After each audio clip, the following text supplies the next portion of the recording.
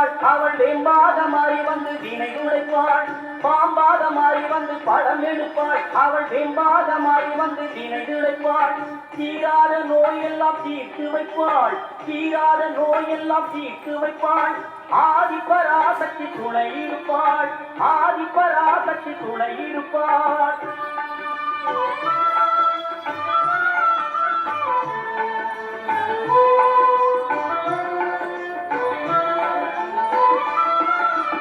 மருவத்தூரில் கோவில் கொண்டு மகிமை பலவே பொருந்தி நின்றாள்.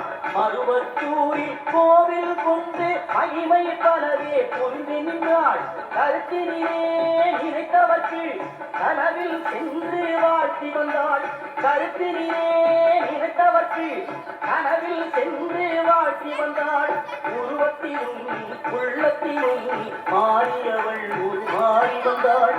உருவத்திலும் உள்ளத்திலும் மாறியவள் மாறி வந்தாள். நம் குறைகளையே கேட்டருள குறிமேடையில் வந்து நின்றாள். குறிமேடையில் வந்து நின்றாள். மேல்மருவத்தூர் ஆதி பராசக்தி மலப்பதம் பாடிடுவோம். காலம் எல்லாம் நம்மை காத்திடும் தாய் அவள் கோவிலை நாடிடுவோம். அவள் கோவிலை நாடிடுவோம். அவள் கோவிலை நாடிடுவோம்.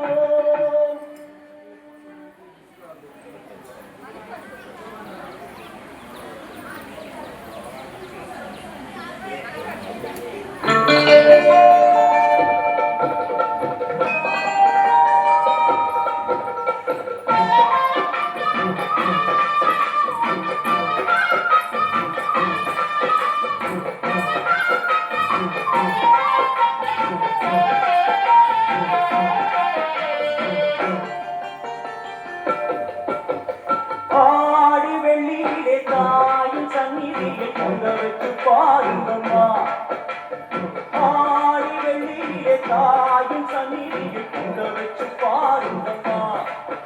அம்மா பூங்கரகம் பூட்டி வந்து வேப்பிலையில் ஆடை கட்டி முளப்பாரி ஏறுங்கம்மா. அன்று தாயவர பாருங்கம்மா அவ வேர்காட்டு மாறியம்மா. ஆடி வெள்ளியிலே தாயின் சந்நிதியில் பொங்க வச்சு பாருங்கம்மா. அம்மா உங்களுக்கு பாருங்கம்மா.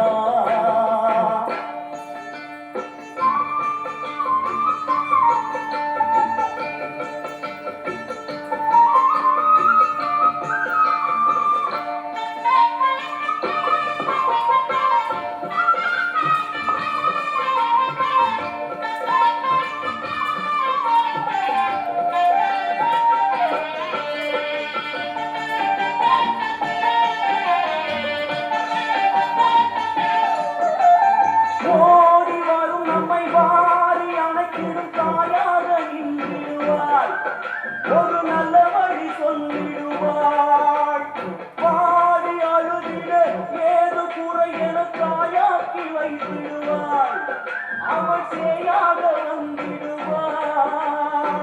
நாகமைந்தும் அவளின் குறை அம்மா வந்து பாரு தீரும் குறை. நாகமைந்தும் அவளின் குறை அம்மா வந்து பாரு தீரும் குறை. காட்டில் வாழ்ந்திருக்கும் பரமேஸ்வரி வேறு கதி இல்லையம்மா ஜெகதீஸ்வரி. காட்டில் வாழ்ந்திருக்கும் பரமேஸ்வரி வேறு கதி இல்லையம்மா ஜெகதீஸ்வரி. ஆடி வெள்ளியிலே தாயின் சந்நிதியில் பொங்க வச்சு பாருங்கம்மா. அம்மா பொங்கரகம் தூக்கி வந்து வேப்பிலையில் ஆடை கட்டி முளப்பாரி ஏந்துங்கம்மா.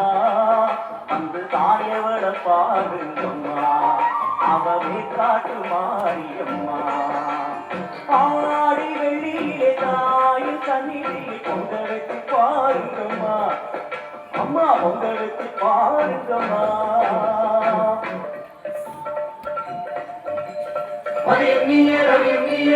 மன்னம் நீதானே நீயே கதியும் நீயே உன்னை நம்பி வந்தோமே.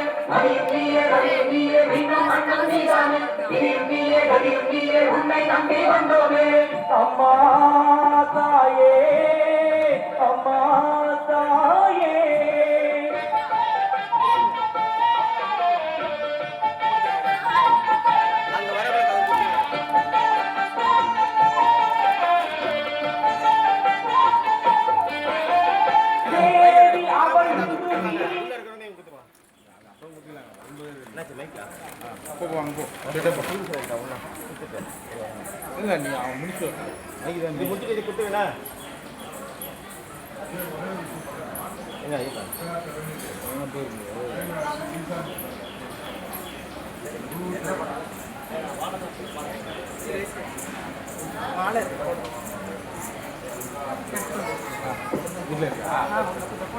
சரி சரி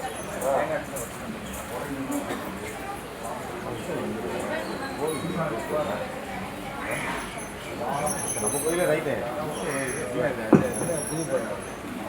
முன்ன போல நானும் வேலை செஞ்சேன், நானும் வெளில போயிட்டேன், நீயும் உள்ள வந்து நானும் உள்ள போயிட்டேன். அதே பண்ணேன்.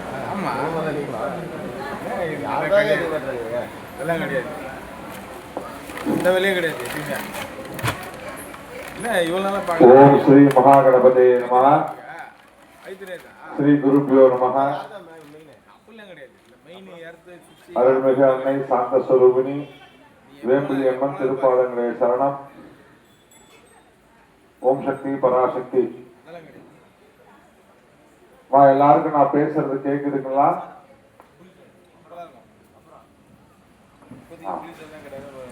எல்லாருக்கும் கேக்குதுங்களாமா? அந்த லாஸ்ட் வரைக்கும் சரி. இப்போ நம்ம ஆலயத்துல வருஷம் ஒரு முறை 2 வாட்டி நடக்கக்கூடிய திருவிளக்கு பூஜையில இந்த மாசம் ஆவணி மாசத்துல ஒரு திருவிளக்கு பூஜை நம்ம ஏற்பாடு பண்ணியிருக்கோம்.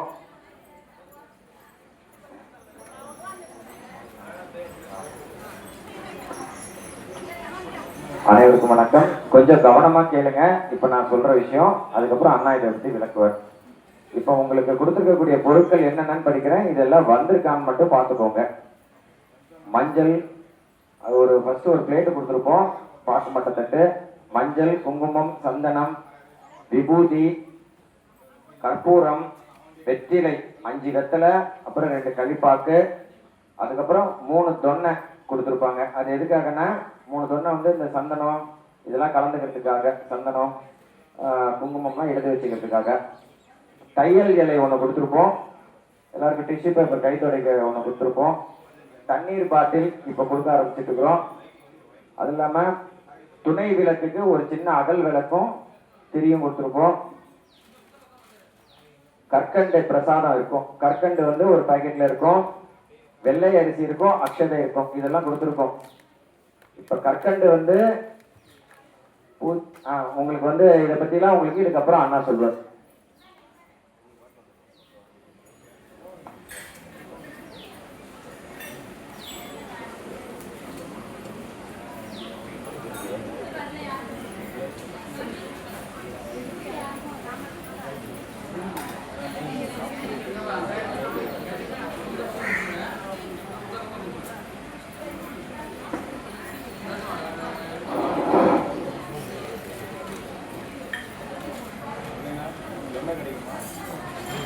வணக்கம். அவங்க சொன்ன பொருட்கள்லாம் இருக்குங்க இல்லையா, அந்த கல்கண்டு வந்து விநாயகருக்காக நம்ம முதல்ல மஞ்சள் பிள்ளையார் பிடித்து பூஜை செய்ய போகின்றோம். அந்த மஞ்சள் பிள்ளையார் பிடித்து பூஜை செய்த அது நைவேத்தியம் செய்வதற்காக அந்த கல்கண்டை உபயோகப்படுத்திக் கொள்வோம். அடுத்ததாக இன்னொரு பிரசாதம், நமக்கு தொன்னையில கேசரி பிரசாதம் கொடுப்பாங்க. அது திருவிளக்கு பூஜை முடிந்த பிறகு அந்த விளக்கிலே வீட்டிருக்கின்ற அம்பாளுக்கு நாம நைவேத்தியம் செய்வதற்காக அந்த பிரசாதம் வரும். இப்போ நீங்க விளக்கு எல்லாம் சுத்தம் பண்ணிக்கோங்க, விளக்கு எண்ணெய் திரியெல்லாம் போட்டு வச்சுக்கோங்க. நான் சொன்ன பிறகுதான் விளக்கு ஏற்றணும், நடுவில் இப்போ யாரும் விளக்கு ஏற்ற வேண்டாம். விளக்கு வந்து எப்படி நம்ம ஏற்றணும்னு சொன்னா, இன்னைக்கு நம்ம எல்லாம் ஒரு மாதிரி உட்கார்ந்துட்டு இருக்கோம். இந்த பக்கத்துல இருக்கிறவங்களாம் வடக்கு பார்த்து உட்காந்துருக்காங்க, அந்த பக்கத்துல இருக்கிறவங்க தெற்க பார்த்து உட்கார்ந்து இருக்கிறாங்க.